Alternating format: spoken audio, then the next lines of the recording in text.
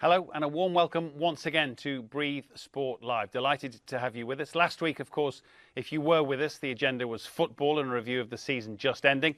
Tonight, I'm delighted to say we turn our attention to cricket with an Ashes summer almost upon us. The first test, about a month away in Cardiff, and who better to talk Ashes and cricket with than the four gentlemen on my left. Let me introduce you to our combatants this evening. First and foremost, perhaps, Kevin Pietersen, no stranger to an Ashes series with an average against the Aussies the right side of 50. Welcome, Kevin. I'm sure one or two things to say. Next to Kevin, an Aussie, our token Aussie, Marcus North. No token, in fact, with 2 Ashes centuries to his name in recent years. A resident on this side of the water for the last 18 months. So maybe divided loyalties this summer? I somehow doubt it, but we'll find that out over the next hour. Michael Vaughan, of course, many of you will know and hear regularly on the cricketing circuit, and of course, captain of that famous 2005 Ashes winning side. Great memories. We'll perhaps touch on some of those. And Darren Gough, no less, with, amongst his other achievements, a hat-trick, I think, at the SCG in an Ashes test back in 99. 99. Yeah. 3 and 3, SCG. 3 and 3. He's done it before. He's done it before. Welcome, one and all. Lots and lots to talk about. Of course, we have your questions, many of them you've been posting on Breathe Sport over the last few days. We'll get as many of those in as we can, but there's lots to debate. So let's get started.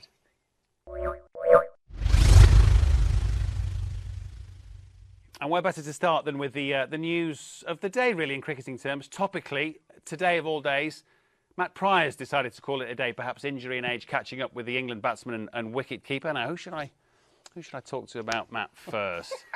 Maybe Michael. Maybe Michael as the diplomat amongst the panel. It was cue straight to Kevin, really. I mean, it's always sad when you see a player leave the game. I still, would have watched and thought that he'd had 2 or 3 years left in him if he'd stayed fit. But what he produced for England in that period of 2008 to 2012, the energiser at number 7. Every time he arrived at the crease, he would cause chaos for the opposing captain, come out and attack. It was almost like the Gilchrist of the England team of that era.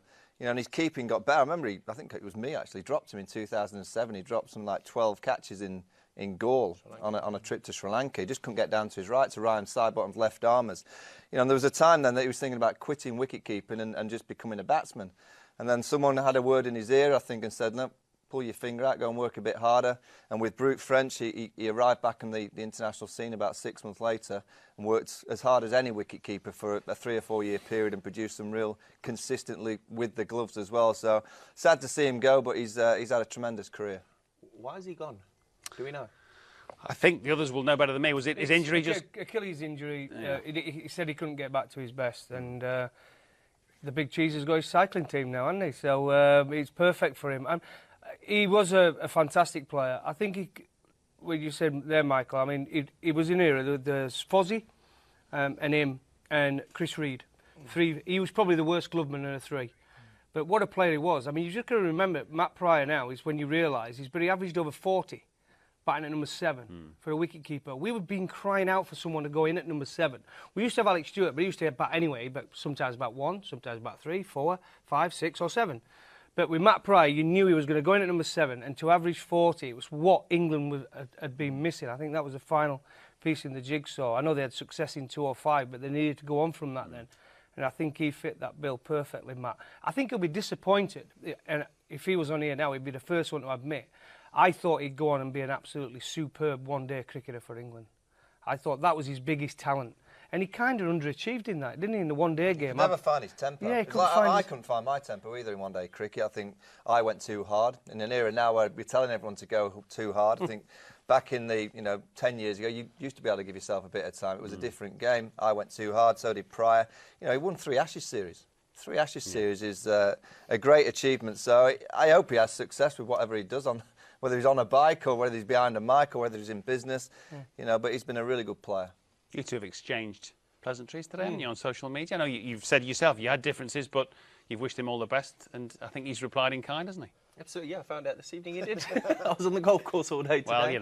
Well, busy lives. But yeah, I mean, he did. He played brilliant cricket for a good side, and yeah, I didn't know why he'd gone. And if it's injuries and stuff, then obviously you don't like to see people leaving the game through injuries. And yeah, it's a pity. I think he played 70, 80 Test matches. I know he probably would have loved to have played 100 Test matches to tick that box, but we can't have everything we want in life. So yeah, it's just a case of looking forward, and the same thing I'm doing. Just you look forward, and a couple of doors close, a few more open.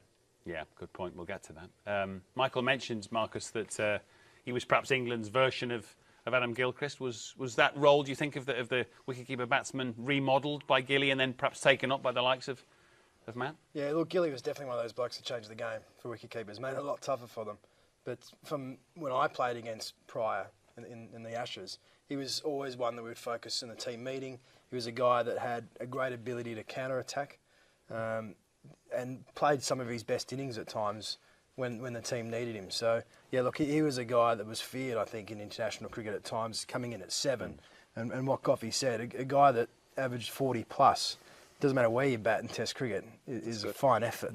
And yeah, look, I think he's being he would be missed as a player in that generation, but England are very fortunate they've got a bloke in Jos Buttler who could be anything. It's actually funny, if you look, through our time, no disrespect to the wicketkeeper batsman, Geraint Jones, Chris Reid in our time playing, then Matt Pryor came, he took it on another level.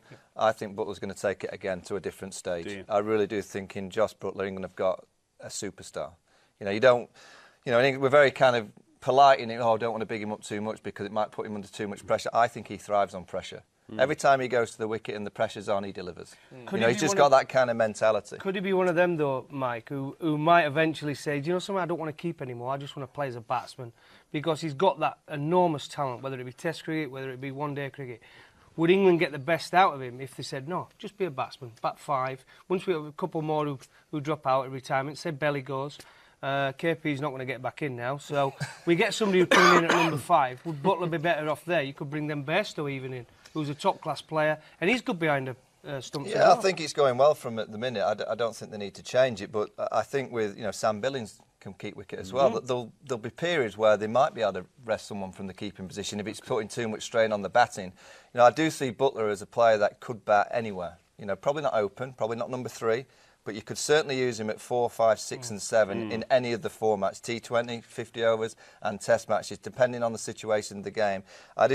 You sometimes see players, he had it on the end, they have a wow touch, they had this kind of ability just to make good bowlers look very, very average, and Buttler has that. Interesting. Options. And as you all know, certainly 3 of you experienced English cricket, tends to be a bit of a roller coaster. It's either very much on the up or it's on the slide and it's a nightmare. Now, we've got 2 Yorkshiremen on the panel, a third, who has his view on most things, Mr. Boycott, talked recently of Yorkshire beating England and having a better selection of players to pick from than the national side. Michael, you kind of backed that up, I think, on Breathe, with the idea that not only could Yorkshire beat England, but they'd probably do it in 3 days whilst smoking cigars, I think was the quote, wasn't it? Well, look, everything Boyk says, you kind of take it and he makes some really good points, but then he goes a little bit beyond. And I think in this respect, if you actually look at, let's go through the teams. Yep. Let's pick a Yorkshire team, and I go Lyth, Alex Lees, Balance, Root, Johnny Bairstow, the skipper Andrew Gale at 6, Rashid at 7, Bresnan at 8, Plunkett at 9, Jack Brooks at 10, Ryan Sidebottom at 11. So no overseas? No overseas. Yorkshire team, pretty much all born there. I would say that they would give England a very, very good game of cricket. No question. Whether they'd win, I'm not too sure. Certainly not in 3 days like I suggested on Breathe, but they would give England... cigars. They'd have maybe the odd cigarette. But they would definitely give England a game of cricket. No question. Hang on then, isn't it? He's having a year in a couple of weeks. Did you actually see? Yeah. It would have been an England team what were picked by the selectors for the World Cup, but it wouldn't pick a team what were put out the other night against New Zealand and put in that sort of performance. With that mindset. Would be in the Yorkshire team. Oh, would he? So Yorkshire takes preference over England? Yeah, absolutely. Yeah, the Yorkshire team. So you can pick who you want and then England get the rest. Yorkshire's Yorkshire. So Joe Root plays for Yorkshire, Balance plays for Yorkshire, Lyth plays for Yorkshire, Rashid plays for Yorkshire. Who's going to, it'd be a good game. It really would be a close contest. I think if you go through some of the other counties, you said they'd give England a good game. We used to play England versus the counties. No, we would do. I've seen it. I've played in the England versus the counties. Well, let's pick an England team without the Yorkies in it. You go Cook at the top. Who's going to open with Hales? Halesy. Who's going to go 3? Bell to 3. Jason Roy at 4. Jason Roy at 4. Not Taylor. No. Jason Roy at Hang 4. on, you Hang on, can't you- just pick your mates in there, Kevin. No, Yes, and Roy at 4. I was going to say you could put yourself back in. All the bets are off here. You can pick play. yourself. No, he's been blackballed. He's not allowed to play. All right, okay. Not allowed to Well, play he's again. dropped you. I picked you. He's dropped you. Yeah, go on then. Number 4. Roy 4. All right, you go, Roy. 5. Bell. No, Bell's 3. Bell's 3. Butler. Butler at 5. Butler at 5. Spinners, Ali. 6, Ali. Stokes 7. Then you've got the bowlers, Anderson, Broad, Wood. Wood, Jordan. There's your team. Overton. The You've got bowling loads. attack's better. Yeah. The bowling attack's better. I'd say the Yorkshire batting lineup's as strong. Yeah. I would, yeah. Okay. So We've done England Yorkshire versus versus England, right? No. Yeah. No. We got that then. England. You're not buying it, probably Kev? beaten. No, I'm not buying the Yorkshire's batting lineup being better or as good. You've got Cook at the top. He's got 9,000 runs by the age of 30. It's as good. You got Root in that middle order, balance in the middle order. Johnny Bairstow, he's gone 6 innings this year. He's got 450s, 2 centuries. Little Rash coming in at 7. He's got the stats to back it. But does that tell you? Does that tell you more about county cricket than it does international cricket? It could do, yeah. You've seen a lot more of it than I've done over the last few years. But does that tell you more about county cricket than it does about international cricket? All it's saying is Yorkshire is strong. New South Wales. for Yorkshire had a strong side. Yeah, New South Wales. don't You beat could have them. the same argument over 20 years that they've had half the Test team. Well, 7 of them. 7, yeah. So that's true. you could have the same argument there. But It'd there'd be a only tight- be it'd two. be a tight There'd only be game. two or 3. So Rashid, Balance, Root. Yeah, live. Oh, and live 4, right. Okay. Well, we'll come back to that perhaps in due course. Glenn McGrath's had a word on the Ashes. He generally does. He as in my experience, always suggests a 5-0 scoreline. And actually, last time he was right. Last time he was right. He's gone for it again. Marcus, is that just shooting from the hip or what? That's just being pigeon, I think. I think, when you guys beat us 3-0 a couple of series ago, I'm sure he said 5-0 there. He just does it for a bit of a laugh. But maybe this time around, he's probably got more chance of it actually happening. Oh, here we go. Should let the blue touch paper, Kevin. Do you really think it could be? 5-0 could be. My prediction is going to be 3-1, but very limited experience I had in the Ashes. 09, when there was a Test match that we should have won, hands down. Anderson, Cardiff, Anderson and Panesar batted out for 14 or 15 overs. Yeah. That was like a win for you guys. We walked away distraught. Yeah. Went to Lords in a few days and we got our pants pulled down. Before you know it, you guys won the toss, 140 at lunch, day one. And we were really struggling. So the first test in an Ashes is so important. So come down to Cardiff. If Australia are dominant and they win that comfortably, I think England could be really pushing against it. Yeah. How do you see it? Well, I mean, I don't think that it's going to be an absolute drubbing. I do think that it's going to be a very tough series. I do think that the Aussies have got a lot more depth than England have got. I think their bowling attack, you've got 2 guys who are still in Australia, bowl 150 kilometres per hour. If Anderson goes down, we're going to have big issues. But I do think that the England lads will pick themselves up. A guy like Broad, who I don't think is at his best at the moment. I think that the Ashes series, he could turn himself around and get himself up for an Ashes series. I think you only, as an Englishman, you get judged, or as an Aussie, you get judged on all the cricket you score against, or the runs or wickets you score against Australia, or vice versa. So these guys know that this is where they'll be judged. It's a big summer. I'm a 2-1 man because I think the way that England played the other night will give them a hell of a lot of positivity in terms of how they want to go and play their cricket for the rest of the summer, and what the fans want, and how people are probably going to let them off a little bit of a slip-up. And if they go out there and they play that way, then they'll put the Aussies under pressure, because there's no bowler, no matter if you're bowling at 90 mile an hour, 80 mile an hour, 75 mile, if somebody's going at you and whacking you, and through my experiences, go in at a bowler who's probably their best bowler, I mean, it puts him under a lot of pressure. So if our guys can go and they can whack the ball like they did the other night, which they've proved they can, then I think they could cause the Aussies some sort of an issue. I think we'll definitely win one Test match. I think the Australians will win the series, but I think it'll be a lot tighter than people think. Interesting. What about that idea from Marcus and Kevin to an extent that the start's crucial in Cardiff, Goughy? Well, it is. Am I the only one here who lost every Ashes series he played in? I've played in a couple of Ashes series. The first over, my debut season, 94 for England, Phil de Freitas went for 16 the first over. So me being me, I took the responsibility when they came over to England 97. I went for 17, I went one better. And so we know with Australia, when he talks there about the way you're going to play, Australia have people they target and parts of the game they will target, where they're just going to dominate, change the momentum. So if England look to try and get it on top, Australia won't just fight it out. They'll change the momentum, and they'll just try and attack. They'll pick one ball and they'll attack it. And when he talks there, Jimmy Anderson is such a vital player. Unfortunately for us, his record against Australia is probably his weakest out of all the countries he's played against. I think he's, off top of my head, he's around 37, 38 mark. And for a bowler of his capabilities, you would be expecting him to be around the 31, wouldn't you? 32 against Australia, because they are better than anyone else. So he needs to have a top series. I think this rest will do him good.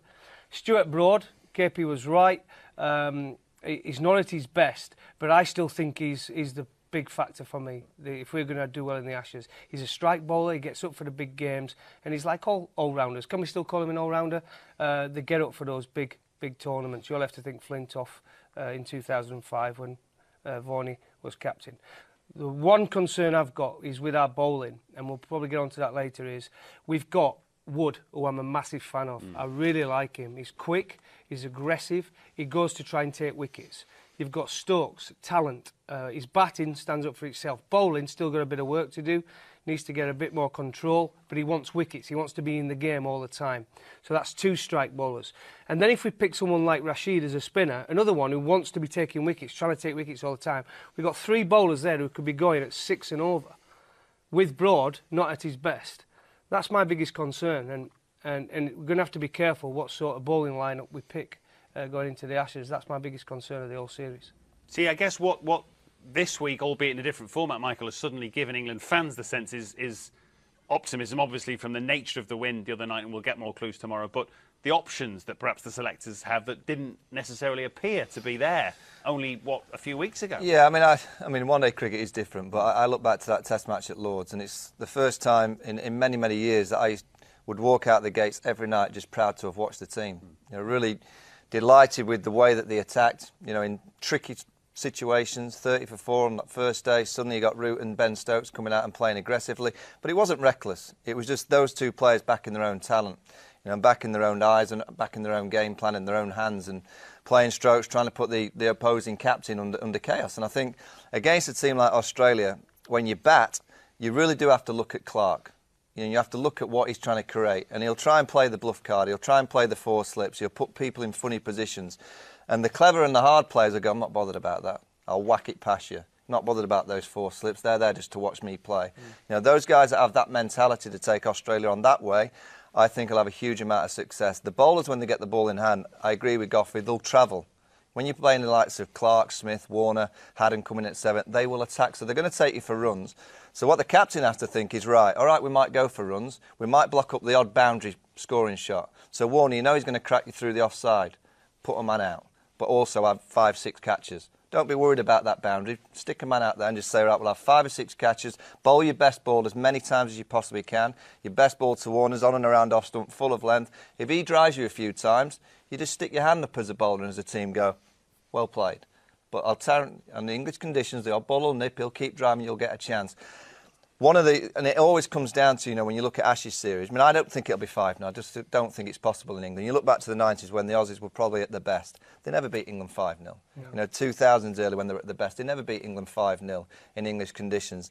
The Ashes can sometimes come down to catching, the cordon, taking your chances.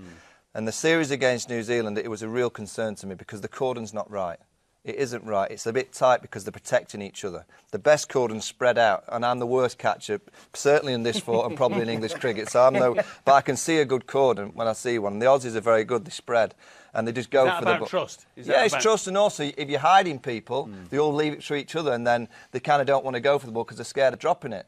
I've been a big kind of advocate. If you've got someone like Adam Lyth, he's a brilliant second slipper. He should be in second slip for England. Ian Bell is the best short leg I think England have ever had. Yeah. You go back to Judge in the 90s, he was pretty good. But Ian Bell put him at short leg. You're not playing Tom Noddy cricket. You're not playing in the pub 11 on a Saturday where you just spread it. Oh, a youngster gets a short. You're playing for England in Ashes series.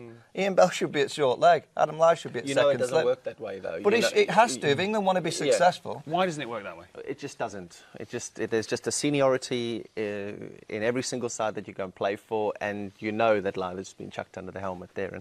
And I think it's identified here that there is. And I think now that the issue's been identified, it will it will change. And I think Bell, you'll probably see under the lid. And live. The catches are so... If you're going to give Warner a chance... You've got to catch him. And you know with Warner, his blade's going to be going hard. He's going to be going fast, so you're going to get a sharp chance. So you're going to have to be good in that corner, so at least make sure you've got your best catches in that position. Well, you've caught in the slips today. So that is the position where they're going to go. You're playing in the Test match against Australia. He was caught slip. Yeah, wasn't a big drive. It was more of a shorter ball, but he was caught in the slip. That's where you're going to get him out. If you were balling to him, you'd look to just go across him, wouldn't you? Well, if you try and get back him LBW early on, but if you don't, you're going to go across him because he loves to drive. He goes full bifter at it. And I think when you play the Aussies, you always know that they've got one school of thought when they go out to bat, and that is to try and dominate the ball. They might give you an over or two of leaving and just having a look. But the school of thought, and they're all brought up with it, is that they're very hard with their hands and they just attack. And if there's a length ball, they'll go, right, I'll drive it. You know, England are smart and clever and just hold into length long enough, and there will be a bit of movement around with the Duke ball. Even on a flat day in Cardiff, there'll be the odd ball that'll just do a little bit. If you hold length long enough against Australia and brave enough to do so, and don't go shy, I've been driven a couple of times, I'm going to go a bit shorter, because what they do then is they pull you off your length. Is that what we did at Edinburgh, though? Absolutely did. You was there. I mean, I played at Edinburgh, you played at Edinburgh as a batsman, I played as a bowler. And all you have to do, like I say, you put the ball, you hit the pitch hard, just back of a length, consistently, you're going to get them driving at you, and they're going to get the nicks at some point in the day. 4 for 20, what was it? 4 for 40 off 25. Steve Oldham, one of our coaches, used to say all the time. I never got that, by the way, but it wasn't my type of bowling. But our bowling at Edinburgh, we would have too short or too full. I mean, I do think now for a couple of years, every time England have played against a dominating batting lineup, a batting lineup that you know are going to come at you, I always feel with them that they go safe into length too soon. They go a little bit short to try and get a dot or two into the bank, into the kind of the figures of their own bowling. You've got, even if it means just taking one of your slips out and going a bit straighter and saying, right, just go top of off, just continuously bowl into that length and get them coming forward, because the Aussies will climb all over you if you suddenly start going short. They all play the cross-batted shot so well. You've got to play Australian players play with a straight bat. And if you're doing that, they might play well for a few hours. Hold your hands up, but keep staying in there. And if they keep playing with a straight bat, you'll get the opportunities with the odd ball that moves around to take your chance. Let's talk about the other end of the equation, the English batting.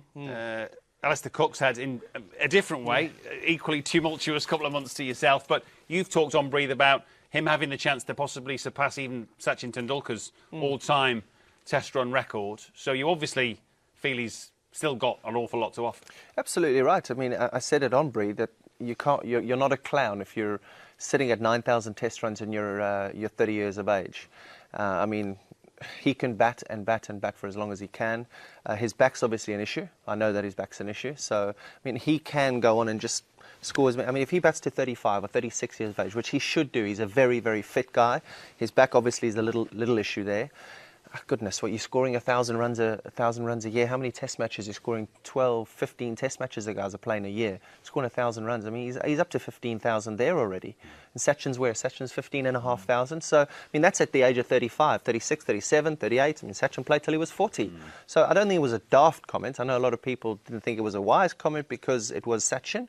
But at the end of the day, you look at his numbers, you look at his age, and you think the projections in terms of what he scored and how quickly he scored his runs over the last 3, 4, 5 years. I know he's had a little bit of a blip here in the last 18 months, but I think that was because of one-day cricket, playing too much one-day cricket, trying to force the issue, trying to drive, got himself into bad positions, lost his off-stump. The way he played against New Zealand, where Bolton Southey bowling beautiful deliveries, he knew where his off-stump was. He's leaving the ball. He played the way Alistair Cook played that scored him all those runs. Marcus, is he still the key wicket for the Aussies? Yeah, I think there's a trend. Yeah, I think KP, you just said that he knows he's off stump now. Yep. And that's where the Aussies would be targeting him. They still will. They'll still try and get him driving, fending out there. But I think if my memory's right, before the Ashes back in 10, 11, when he broke all those records and smashed them, you know, he had a little bit of a tough time, I think. I think he got 100 against Pakistan in that last test match, and there was a lot of talk about him being dropped. He might miss the Ashes. But he found that form and he came in really hungry and he dominated. And he's just the same kind of pattern's happening now. The only thing is, Ryan Harris started his issue in 2013.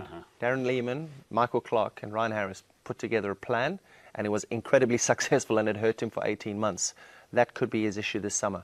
I don't want it to be his issue, but Ryan Harris, people talk about Mitchell Johnson's pace, Mitchell Stark's swing and how fast he is. I promise you now, played the guy over the last 3 or 4 years. He is a machine, that bloke.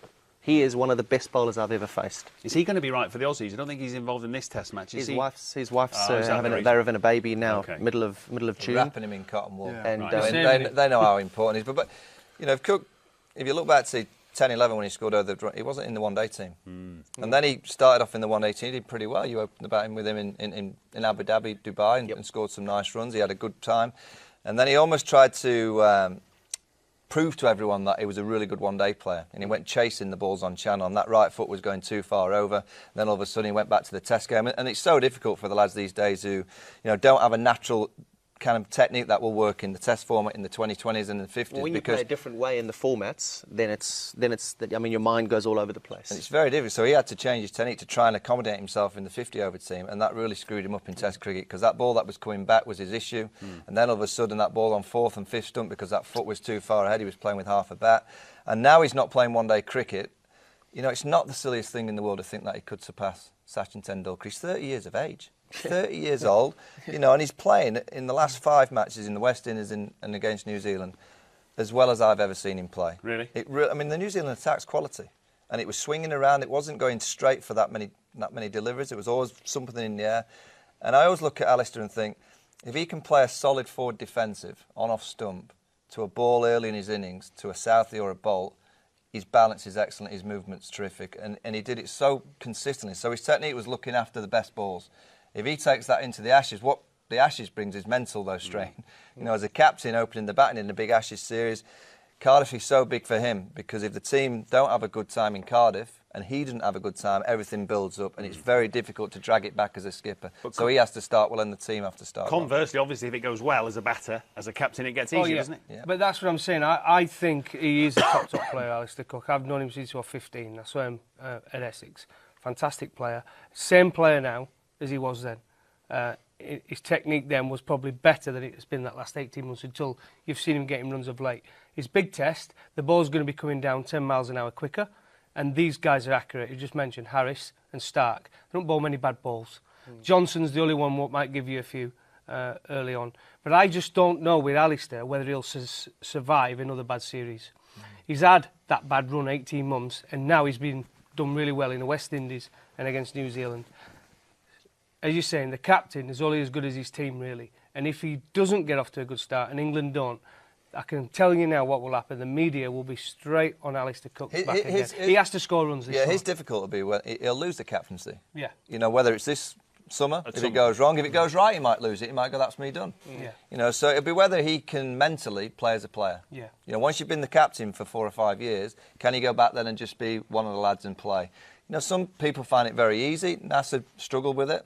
Others did it very well. I think Gucci did it pretty well as well. Stewie found it quite nice to go back. Is that a mentality thing, do you think? Yeah, some players and people, I don't think I would have been able to do it. I didn't get the opportunity. My knee was gone. I was playing terribly, to be honest. And they did the right thing, not even looking at me. But I don't think I'd have been able to do it. I was so used to leading the team and being the spokesperson. I don't know if I'd have been able to do it. I think Cook might be that type of person that can do it. He's such a lovely lad. I think leadership is not something that comes naturally. It might be something that helps him and might even help him go on to surpass Sachin Tendulkar's record. So who knows? That'll be a key period when it does go, how he reacts to that. Well, we'll get on to who might eventually supplant him in due course. But you've had a couple of things to say on Stuart Broad, haven't you? Some positive, some negative. This was on Breathe. He talked about his bowling, which you say has been stellar of late. But when he's got bat in hand, you say, Broad's little more than a walking wicket. That's pretty much spot on. I mean, I don't know where the issue is there. I actually, at Headingley, his batting came back a little bit. It's really difficult when you've been hit on the head. As a top order batsman, we've probably been hit a few times, and it's tough the next time out and the game after. But eventually, as a top order player, you go, right, look, I've been doing this a while. You kind of tell yourself, you've done it, you've got out of the way of many before, just carry on. As a tail ender, when that happens, I think it must be the most difficult thing in the world. And clearly it's had a massive effect. He'll tell you. Him and the likes of Ashley Giles, every time someone was bowling quick, I guarantee Goughy or Giles were next in. It always used to make me chuckle. I had a flashing light on my head every time I went in. At one point, everybody thought I was going to be this all-rounder. I was never an all-rounder. I was someone who just used to love going in and playing a few shots. And I came off now and again. I scored some runs. County cricket, I scored runs my whole career. Consistently, I average around 24, 25. But when you get to Test cricket, it's a different ball game. Once they find a weakness, I played against Australia, then played against the Windies, then played against South Africa. They had the 3 quickest attacks in world cricket. It destroyed me. Mentally, every time I went in, my feet were just like in super glue. I didn't want to go anywhere except that I ain't going past that white line. If I go past that white line, I'm going to get sconned. And it does, and it has an effect on a tail ender, and that's why we're batting there in the first place. Stuart Broad's a bit better than a tail ender, but he took a massive hit. You watched that hit the time and time again. And obviously, the biggest mistake he made was telling everybody about it. I was amazed by that. In the winter, I couldn't watch. You know, every time he walked out, I just go, no, I can't watch this. You knew it was only going to be a ball. Because you could see in his body language. I could see, yeah, and he was backing away. He played a shot against Southey when Joe Root was 40-odd not out of the non-strikers then, 7 down. Backed away and he got caught mid-off. And it was a disgraceful dismissal for a senior player. But you knew what, you kind of think, mentally he must be going through utter turmoil. And then all of a sudden, you know, I think in the New Zealand series that's just been, he has got a little bit back. You know, he started to get in line. And I think the best way that he plays is just go out and swing.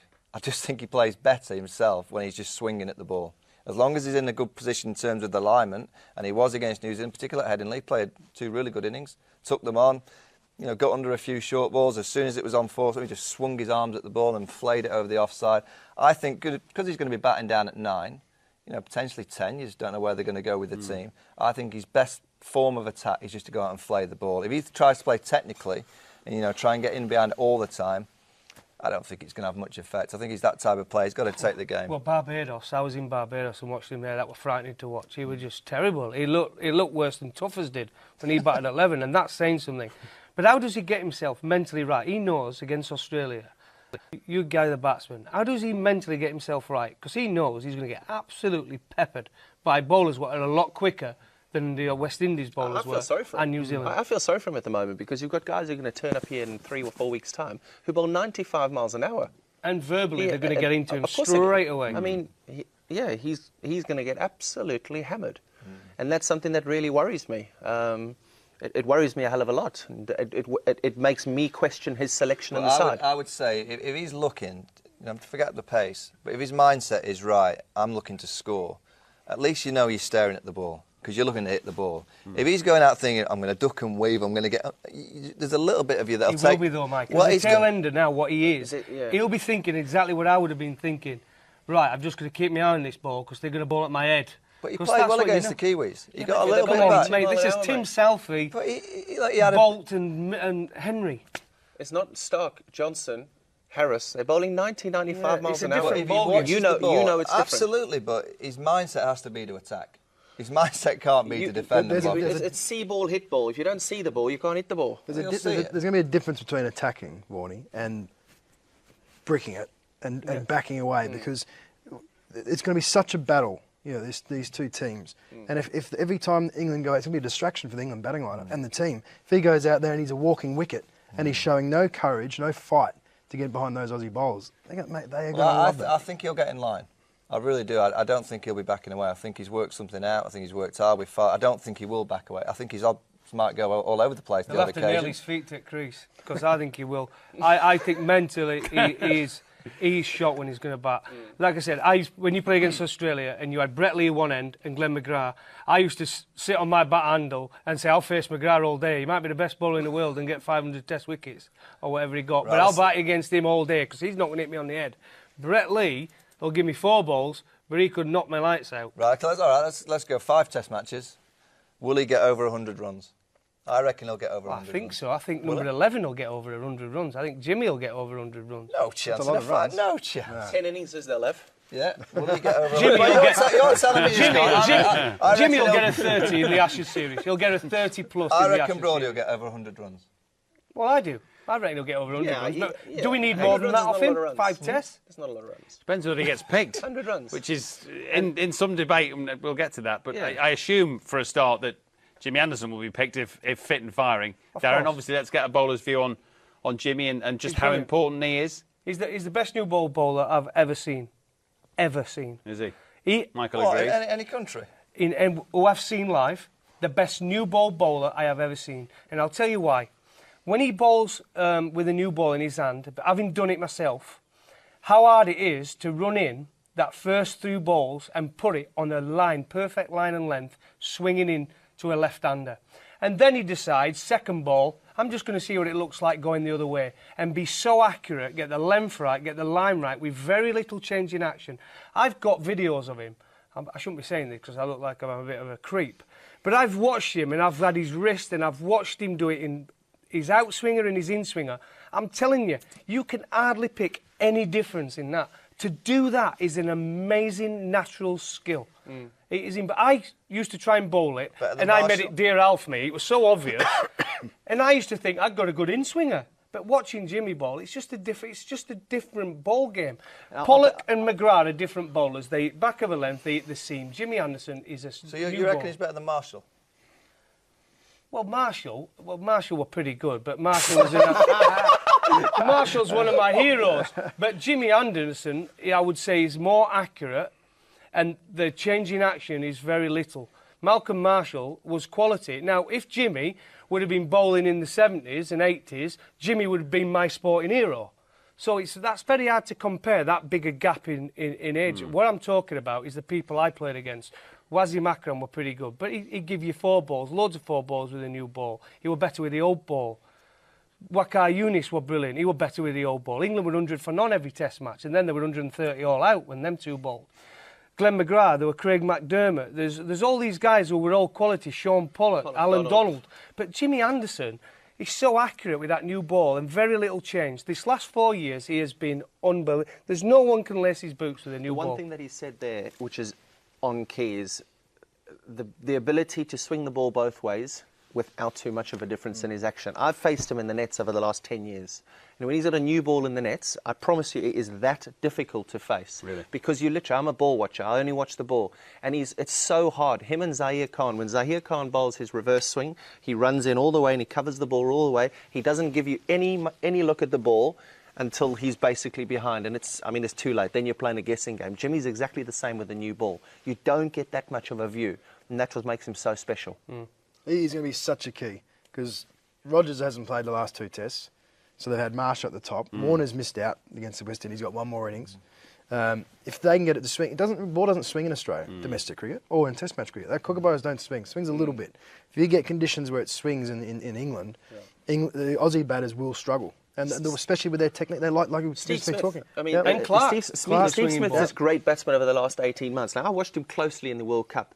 His technique, some of the balls were bowling him, his leg stumps were getting knocked out. Now, on a wicket that seams, that swings, this is a big summer for Steve Smith. Huge summer for him because they're talking about he's the golden boy and he scored all these runs, but his technique is going to get tested in England. Steve Smith, I'd go a similar tactic that Australia used to Jonathan Trott. Jonathan Trott was getting so far they went straight at him and pat the leg side. I'd do exactly the same to Steve Smith. Right. I'd go straight at leg stump. As soon as he comes in, I'd have a short leg, man at square leg, man catching behind on the leg side for that flick, mid on a bit wider and go dead straight in. Don't bowl into channel. He's waiting for you to bowl into channel. He's actually got really good hands through the offside. Just go Jimmy Anderson, Stuart Broad, just go straight on middle stump. And I reckon you'll get him LB. He flicks it in the air on the onside consistently. If he gets in, well, he's really dangerous. But early on in his innings, he does play across that front pad. Marcus, talk to me about Josh Hazlewood. Is he... Star. He's the real deal. Is he? Yeah. We're going to be talking about the Aussie bowlers coming over. He's the one for me. Is he? Yeah. I think even in that company? Even in that company. He's going to be on the subs bench, though, isn't he? I'm not sure about that. He'll play. There's no way that Harris will play more than 2 games in a row. Hasn't done for most of his career. So with the depth the Aussies have got, they're going to rotate their bowlers to a degree. Hazlewood bowled really well in that first test in the West Indies on a dry, flat wicket. So did Stark, mind you. But Hazlewood is the closest that's come out of this kind of McGrath mould. He's tall. He doesn't swing a lot, swings it enough, but he just hits that great area, nips them both ways. To me, he's what pace is he? Heavy ball. Late heavy 80s. Ball. Late 80s. Yeah. He is the one in He's a tall English guy, conditions. strong guy, so when he hits your bat, I mean, I remember him making his debut, actually, in the one-day team at Southampton That's years right, ago, yeah. and then he went missing for a couple of years. Got injured. He had a few back injuries, a few niggles. He's okay. But he's good now, yeah. These guys have got Cummins and they've got Pietersen. I don't even know if they're here. They were 150. I faced them in the Big Bash in the winter. They bowl a heavy ball too. Quick enough. They'll be watching on TV unless somebody gets injured. Yeah, and that's the big issue we got. That's a concern. I mean, you mentioned Jimmy. He's outstanding. I wouldn't put him as the best. I'd have him as the best of England, but not of the world. Dale Steyn, for me, is the best by a country mile. But I do think in Australia, that stock of bowlers, you know, as you say, Ryan Harris, I bet Lehman's now, he knows all the grounds, doesn't he? He knows exactly what's going to be. Yeah. And he'll be kind of looking in. Harris, OK, we'll have a bit, because Lords is nipping around a bit. Harry, he'll probably start with Harris at Cardiff, or he'll be looking to Lords, and then he'll be looking at somewhere like Trent Bridge, where he's got the ability to swing around. Harris will be in for that. You know, anything that's flat, he'll just go with all his pace. You know, just fly out all the quick merchants. So he's got so many options and so many angle changes with the left arm options, with the tall guy Hazelwood, skiddier options as well in Harris. They've got the perfect lineup. Do you think Johnson will start? Do you think Hazelwood will play ahead of Johnson, or do you think Johnson will start just purely because of what he did to us 18 months ago? Well, there is that psychological that he has, the edge. But for me, as you'll see in my team, I didn't pick Johnson in. Oh, okay. I think Stark, English conditions, you want to be bowling full and swinging. But reverse swing's a factor in England as well. Yeah. I think Johnson, you had to watch him in the West Indies last week in the first test. He was the best reverse swing bowler. Johnson was? Stark got 4 for it. But Stark's shown in one-day cricket, reverse swing going around the wicket. So I think he's just... Stark will have that moment. You know, Johnson had that period, didn't he, where he suddenly exploded in Test cricket. You know, blew England away, blew every team away, South Africa away from home. And I think Stark will have that moment. Hopefully not this summer, but he will have that. He'll have that period of 8 to 10 games where he'll click, he'll get the ball swinging, he'll be bowling it full, and he'll just get his action and his rhythm and his mentality right for the big occasion. I do think he'll blow quite a few teams away. Do you think the Duke's going to play an issue? Well, the Duke, the ball. No, I don't. I think the tail end will get blown away by Stark. He's the best at bowling at tail enders. I think he's fantastic. Let me just get this thing on Jimmy straight, because she tightly... no, seriously, because what they're doing here, slightly... What I'm saying, he's not the best bowler I've ever seen. I'm saying he's the best new bowler. That first 4 or 5 overs, if I could have someone to bowl for my life, I'd say Jimmy Anderson. There you go, mate. Ball on that first, like he did at Headingley that morning. Oh, Jimmy, give Jimmy the ball. But now, Dale Steyn, if we're talking now present bowlers... Over 5 days on a flat pitch, I'd rather have Dale Steyn bowling for my life than Jimmy Anderson. Some blokes in white coats at the door were just wondering what was happening. There's a difference between a new bowler and someone bowling over a test match. You should have seen his face when you said that. Really? Coming out of his ears. Let's look at some key matchups. Cook and Clark as the 2 skippers and the 2 key batsmen. Who has the better summer, Michael, in short? Well, I think Clark's with McCullum as the best captains in the world. I just think they see the game quicker than any other captains. I think they know how to play the kind of psychology cards. I think they know how to play the game fast when it's going their way, when to just drag it back a little bit. I think he's learning how to use line really well. You know, and on flat wickets, and they are going to be flat and they're going to be dry, your captain's got to be very, very good at dealing with spin. Okay. You've got to know exactly when to put the spinner on, when to attack with spin, when to just sit back with the spin. And I think in terms of captaincy, I think Clark's the better captain. Okay. In terms of batting, I think Cook will have a tremendous summer batting. Speaking of spin, here's perhaps some will say a mismatch in terms of a matchup, Marcus. English spin versus the Aussie batsmen, such as England have spinning options in either Rashid or Moeen Ali. Is that a mismatch? Well, my worry for Moeen and the England cricket team is I just think it's going to keep being a distraction for him. It's always going to be talked about in the media about Moeen, because he's not an out-and-out spinner. This guy's always been a batsman that's been a part-time spinner and has found himself now batting well down the order. He's in there as a spin bowler, so there's always going to be that distraction. You look at his figures; he's actually done okay. I think he averaged about 33 with the ball in Test cricket, and that's good as a frontline spinner. But we know the Aussies are going to absolutely take. As soon as he comes on, doesn't matter what conditions, what time of the game, they'll be running at him. They'll take guard halfway down. They did it to Swanee. They did it to Treadwell. Yep. I mean, they did it to all the off spinners. I mean, Buff just doesn't think off spinners should be bowling. Right. And dismissed. It will happen. And that's going to put Cook under a lot of pressure. Okay. Yep. You're talking if the ball stops swinging, Anderson doesn't get the ball to swing, Broad's Wood leaking a few, and you haven't got a spinner that can play a role. It's going to be tough on Cook. Kevin, what about the wicket keepers? Buttler and Haddin. Who has the better summer? I mean, I agree with Vaughan. Jos, I absolutely love. I've loved him since he came into the side. I loved him before he came into the side. I just love the way that he plays the game. Brad Haddin is tried and tested. He's a tough cricketer. He's going to be very vocal behind the stumps. Jos is a quiet lad, goes about his business, does the business, and he will be a superstar. Yeah. In terms of keeping, I think it's tough for a foreign keeper to come and play against the Duke Bulls. I know a lot of the keepers that come, even the English keepers here in the UK, they struggle, especially at Lords with the wobble. They're always talking about the wobble. So I reckon I'm going to go 50-50 on it, but I do think that if I was going to edge in anyone's favour, I'd go Buttler's favour. Just fresh, full of energy, exciting, just the way that he plays is good. I know that Haddon will counter-attack, and that's the way he plays his cricket, and he'll be very vocal from behind the stumps, but I'm a big Buttler fan, big. Good. Excellent chat so far, boys. Thank you very much. But there's lots more to come. Hope you're enjoying it at home. As I said at the start of the show, and as last week, lots of you have got in touch to put your questions to the panel. So let's get a few of those on board, shall we? First of all, Goughy, Scott McNair's been in touch to ask, with 17 tests in 10 months, I think by calculation, are England's players likely to become exhausted over the next few months? Well, as speaking as a bowler, because I don't know what it's like as a batsman mentally fatigued, I'm talking about body. It can become an issue. But I think we've got some good bowlers who might be given an opportunity. We've got Anderson. We've got to use him. This Ashes series is massive. And I know now he wants to get to 500 test wickets and going. I think he'll go on and get 550. I really do. I think he's got at least a couple of years in him. But we'll know more after this summer. If he has a bad series, it might be that time. You know what I mean? So it's a difficult one. Broad will definitely have to be monitored. But we've got some good fast bowlers. We've got Woods. He looks as though he could run through a brick wall. Stokes looks a man mountain. He looks powerful. This Overton at Somerset is taking wickets. I know Surrey have got a good couple of fast bowlers if they can stay fit and strong.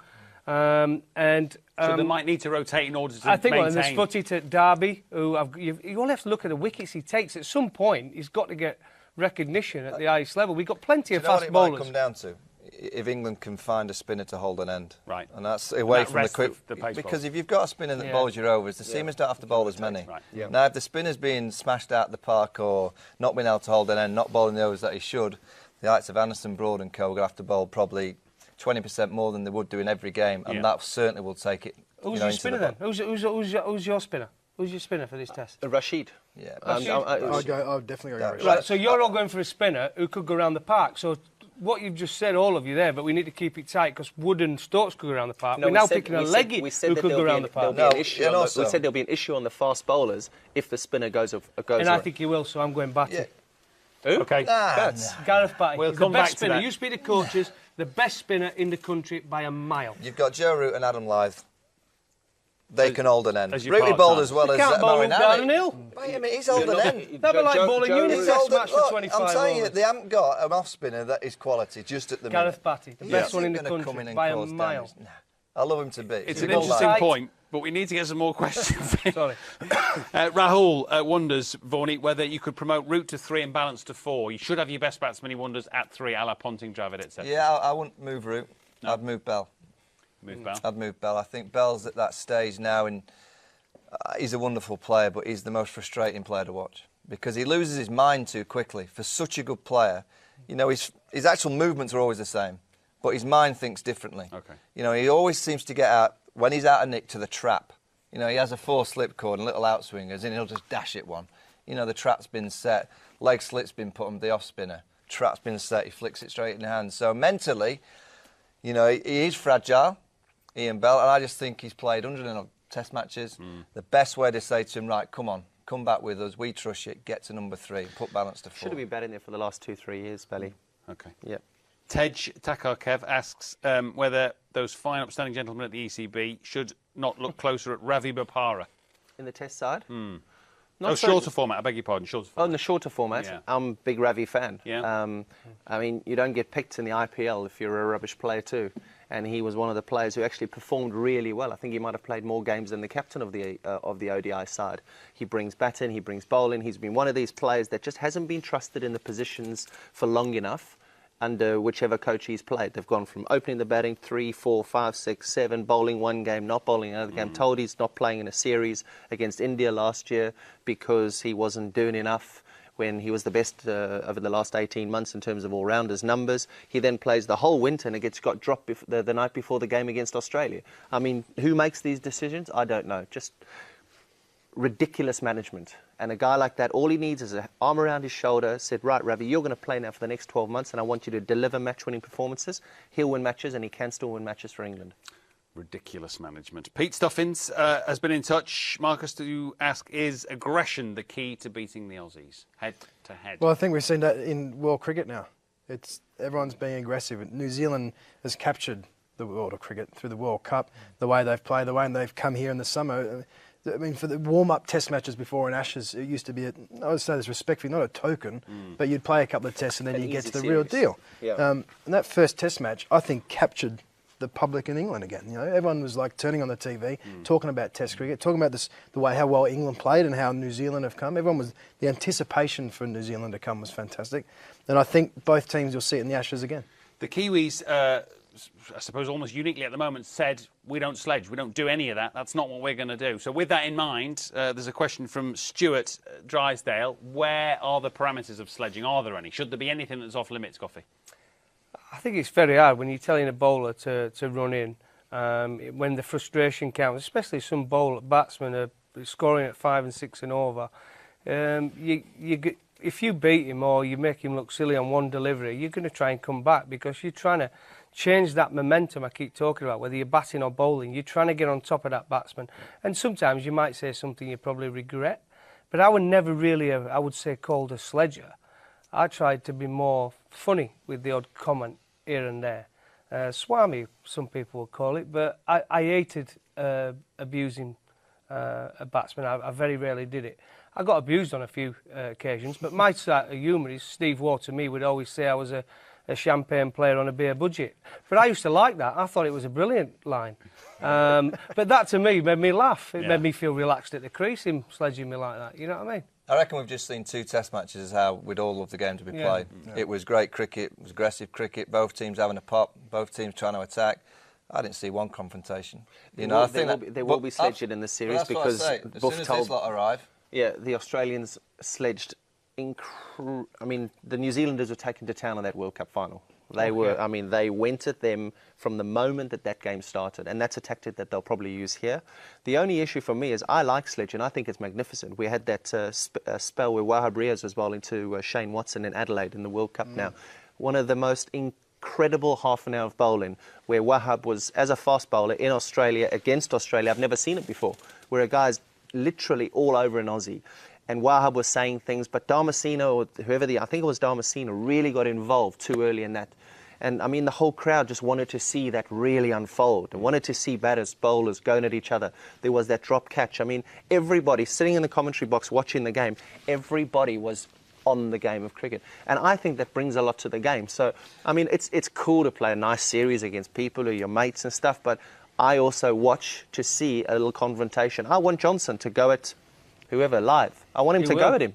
He's going to go at him. I want Haddon to go at him because I like entertainment. There's a line like Riaz, not interested Watson, in happy series. There's a fine line. Riaz Watson was brilliant cricket because it wasn't abuse. When you start getting abuse and someone's standing from second slip saying, "We want to break your," I'm sorry, that's over the top. Yeah, no one wants abuse. But when you're talking about a team trying to psychologically outdo a batsman and a fast bowler letting a batsman know with a few short ones and following through and just having a couple of words about, maybe you're not quite playing it so well and there's a man out there waiting for you. Perfect. Yep. Absolutely perfect. When it becomes Samuel abuse, Stokes, that was brilliant. Absolutely I thought that was fantastic. Samuel Stokes, that was brilliant. And they're still doing it now. Yeah. He gets 100 now, all the England players are doing it. It's brilliant. Salute. That's what we do need. It sounds like you naturally have a feeling for where the line is and when it's crossed, it's crossed. Yeah. Right, let's start to pick the selections for the 2 teams for the Ashes. Now then, Marcus, let's get our teeth into your Aussie 11 because we've talked about your embarrassment of riches. Who gets in and who doesn't? Well, I've made a couple of changes. I've gone Rogers at the top. I think he's so important in these conditions. Steve Smith, Clark, Sean Marsh has been pretty consistent over the last 12 months. And I've gone Mitch Marsh instead of Watson.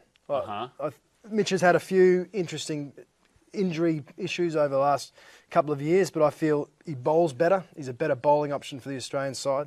And I think you talk about Watson or that number 6 having that counter-attack and positive way of playing cricket. I think Mitch Marsh is a star that's really going to establish himself and play a lot of Test cricket.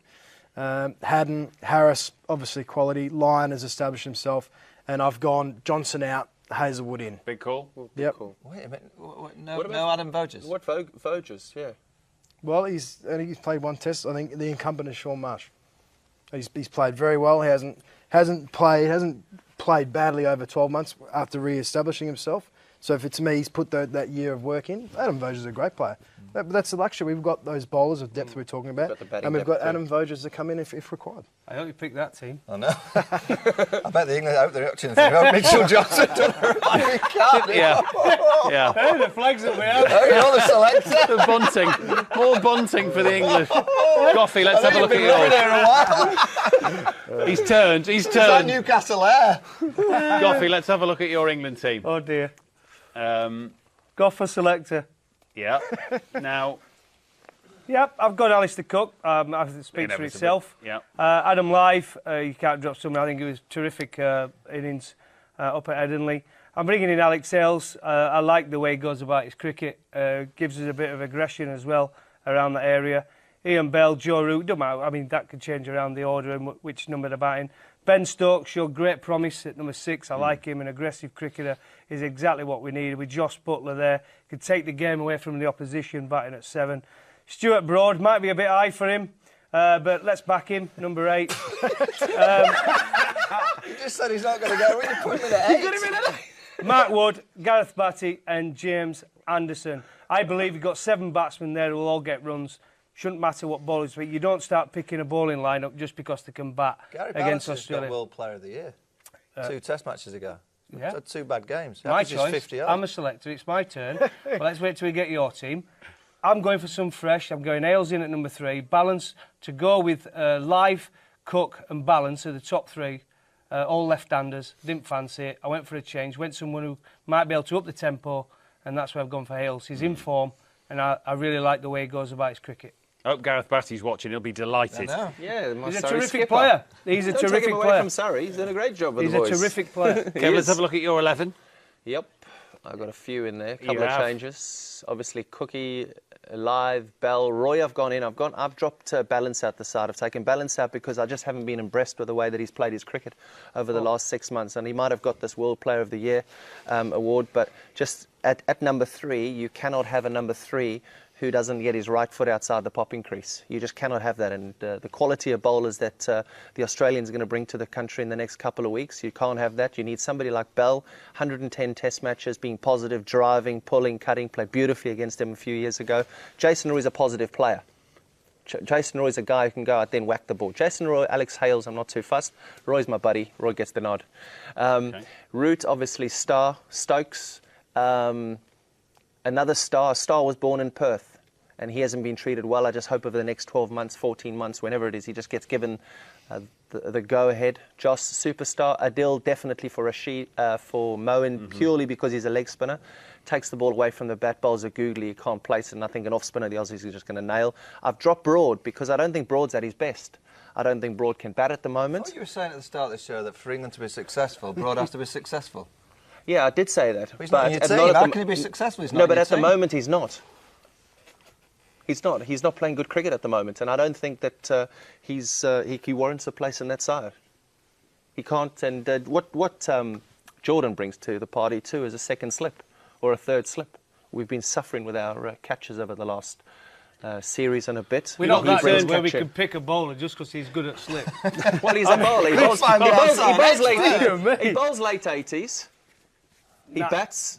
One-day cricketer, Chris Jordan. Yeah. I don't think he's a test bowler. He's like, not for me. You're not concerned? He's for me. He's the next year or so. Yeah, he's the one that they go to. 2 years' time, he might have reached that. Yeah. I don't think he's ready for an Ashes series. Interestingly, none of you agree with any of the others, which is the nature of sport and certainly cricket. Michael, let's have a look at yours. What have you gone for? There you go. Cook, Live, Bell to 3, so that's the move I've made. Bell ahead of Balance. I'm keeping Balance. At number 4, I think he'll be better suited away from that new ball. Root and Stokes, Buttler. Rashid's in ahead of Moeen Ali. That was kind of my slash, just to see how Rash. I saw enough the other day to suggest that he will cause a bit of panic, particularly getting rid of the tail. I think England have really struggled to clean out the tail of a lot of the opposing teams over the last few years. I think Adil Rashid will do that. Wood, Broad, Anderson, as it's been for the last 2 or 3 games. You know, I also would like to see a little bit of a flexi order if they do start well, of potentially moving someone like Buttler up the order to make the use of the last 20-odd overs of the first new ball. I really do think in English conditions that second new ball is so important. And it can be the moment, like against New Zealand, where England play so well. They were 239 for two at the first new ball. All of a sudden, take the second new ball, bang, bang, bang, bang, all out for 320, 330. So I do think that Test cricket, not just the way I play this year, but I think Test cricket will go down a format that you'll have stage players at certain times of the innings. If the ball gets a little bit soft from 50 to 80, you have to attack it. You have to get 150 in that period. But that's what these have been doing for years. Yeah. Australia playing stages. They go after someone with a new ball, then they'll say, well, they're sitting a little bit, and then somebody bowler will come on and say, right, we're going to attack here for 5, 6 overs. And they go. That's what they've been doing it for years, playing You learn from stages. the best, don't you? You learn from you take what's good and try and improve on it. Let's have some predictions then. Scores? I said at the start, 2-1. I said 2-1, yep. 2-1 yep. Aussies. 2-1, Just yeah, checking. 2-1, yep. Just 2-1 checking. Aussies. Marcus? 3-1. 3-1, I assume Aussies, rather than course. your adopted homeland. You're so-and-so. Vaughan? I hate to say it, 3-1. Australia. Going with him, 3-1 Yeah, I hate Australia. it. Goughy, any chance? 5-0 England. There you go. Have that going with batting. Batty with 57 wickets. With Average of 60. 3-1 Australia. And just before we go, Kevin, Who obviously Derek with everything Underwood? that's gone on in the last few weeks, Yeah. you will obviously, I assume, to what extent possible, watch this. As a fan, you remain a fan of the England team and English cricket. You'll be rooting for the boys. Always been a fan. And there's so much good stuff in that side now. There's so many talented players there that I want them to do well. I want them to be successful. And I hate seeing England lose. I hate seeing what's happened to England over the last 18 months. It's not been nice. I'm a winner. I like seeing winning. Good man. Thank you very much, fellas, for the chat. Absolutely fascinating stuff. We hope that the cricket's half as good as the conversation. There's lots to look forward to this Ashes summer. Thank you very much for getting in touch with all of your questions. If you haven't done already, you can go to Breathe Sports website to download the app, or you can obviously get that from the App Store, and that's how you get involved with the ongoing conversation from day to day, week to week, and month to month as the summer and the Ashes series unfolds. Thanks very much for watching tonight. Hope you've enjoyed it, and hope you enjoy this coming summer. See you soon.